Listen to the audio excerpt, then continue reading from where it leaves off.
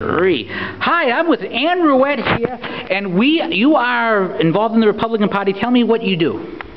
I'm a volunteer, actually, and a member of the Torrington Republican Town Committee, and I've been active in the Torrington community for many, many years. I was born and raised here and just love Torrington.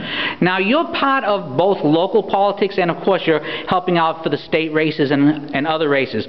Locally, here in Torrington, what is going on? What are we seeing? We have, of course, the congressional office a couple of doors away from here, yes. The Linda McMahon office next door. Lots of races going on. How do people feel here? I think the campaign has been energized both on a state level and national level, and we have actually here in Torrington very strong candidates.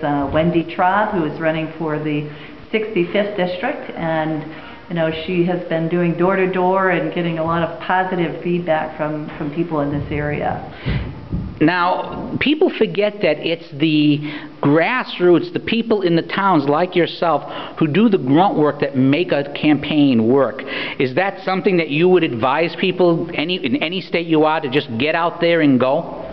Absolutely. I think we have to do away with the apathy. People need to be engaged in their community and need to be engaged in their political parties.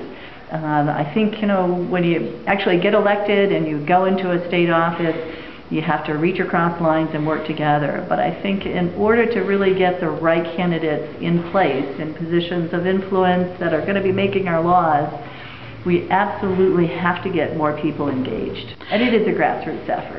Now, one of the things I noticed, I was looking at the polling today concerning the McMahon race. She's up 9 points among independents, which is very, very good. And that is actually consistent from the last poll.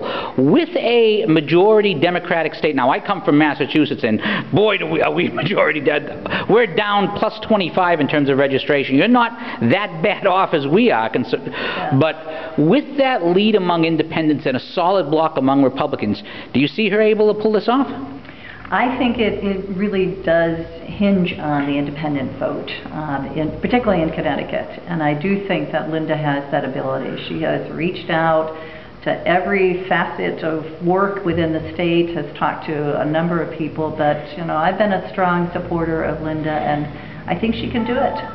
And also we have a open congressional seat here. Yes. That's a race that people should be know about. Could you tell us a little bit about that? Yes. Andrew is one of the most ethical people that I know. I actually had the opportunity to serve with him in the legislature for 6 years of his 18 years. And there is no one like Andrew who can get things done. And, he served in the Republican seat in a very weighted legislature that was primarily a Democratic legislature, and still got work done for his constituents within his district. Sounds a lot like Scott Brown in my state. Started out with a strong Republican district as a state senator and then moved forward to the Congress. Yeah. Andrew's the best, and certainly I think has the ability to win this race.